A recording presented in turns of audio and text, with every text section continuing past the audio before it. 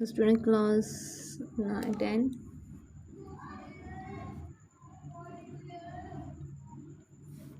Chapter 17, Unit 17, Chapter set. सबसे पहले student हम बताएंगे सेट कौन से मैथमेटिशियन ने डिस्कवर किया था या क्रिएट किया था। तो वो था जॉर्ज कैंटर ने क्रिएट किया था, जो कि जर्मनी का एक मैथमेटिशियन था। अब what is a set? A collection of well defined object is called a set। कोई भी ऑब्जेक्ट होगा उसको अगर वेल डिफाइन कर सकते हैं तो वो क्या कहलाएगा? कलेक्शन ऑफ अ सेट कहलाएगी, सेट कहलाएगा हमारे पास। एग्जाम्पल है हमारे पास a set of number from 1 to 10। A set of a number from 1 to 10 we can write in a set from 1, 2, 3, 4, 5, 6, 7, 8, 9 and 10। तो स्टूडेंट हम इसको डिफाइन कर सकते हैं कि हमने इसको 1 से लेकर 10 तरीके से well defined object and well defined element is called a set. Another example of a set of best student,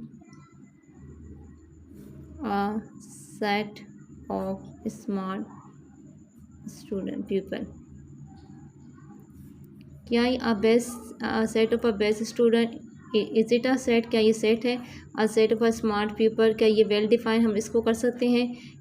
तो स्टूडेंट अगर देखें best student in a class, अगर मैथ्स की टीचर आती है according to the mathematician, math की teacher उनके students maths के लिहाज से, सब्जेक्ट के लिहाज से कुछ और होंगे, साइंस के अलग होंगे, इंग्लिश के सब्जेक्ट के स्टूडेंट्स अलग होंगे।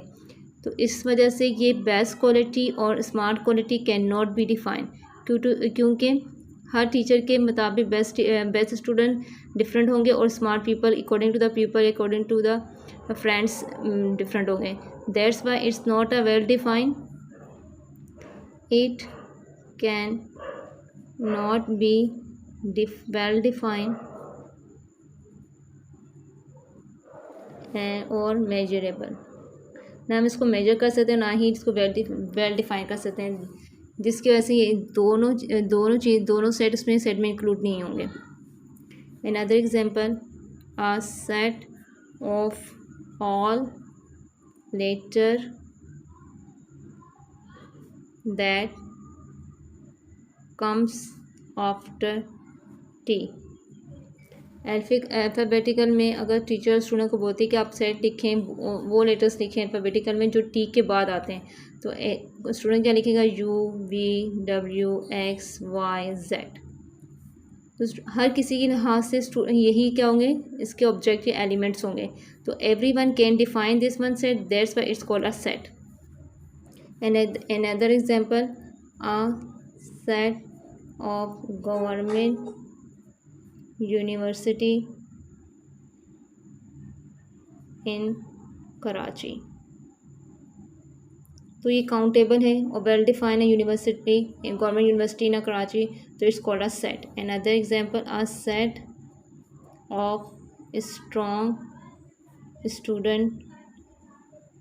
Student in a class। Strong is not a well defined and cannot be measurable, that's why this one is not a set। Another example, student who have scored again marks 70% and above in the class। कि किसी set of student जिन्होंने score किया होगा 70 marks, उससे above marks gain किए होंगे, तो इस कॉल्ड अ सेट। क्योंकि हम लोग मेजर कर सकते हैं कितने स्टूडेंट ने 70 मार्क्स उठाए, कितने ने इससे अबव उठाए।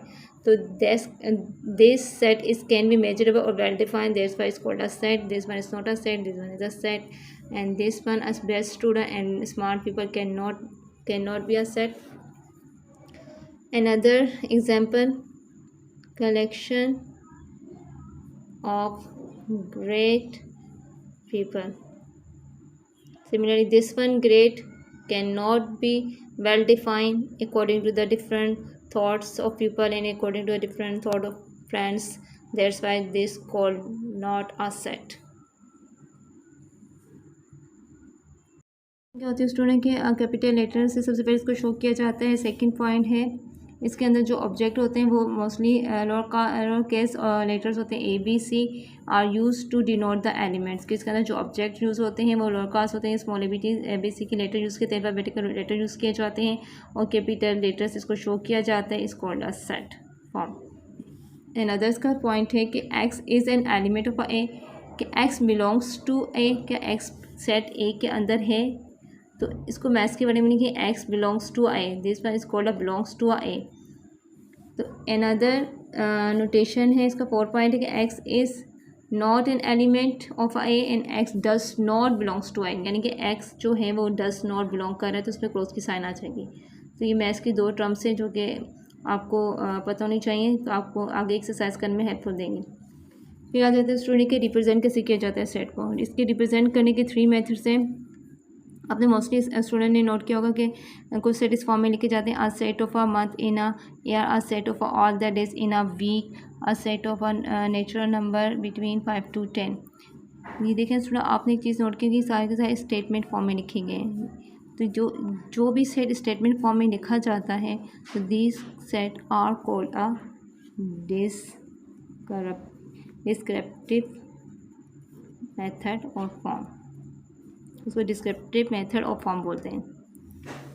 अब कुछ सेट्स होते हैं अनदर इसकी टाइप है कि लिस्टिंग एलिमेंट के लिस्ट किया जाएगा एलिमेंट को और उनके लिस्ट किया जाएगा विद इन ब्रैकेट के साथ एलिमेंट, और जो एलिमेंट्स ब्रैकेट के अंदर जो एलिमेंट होंगे उनको सेपरेट किएगा बाय यूजिंग अ कॉमा।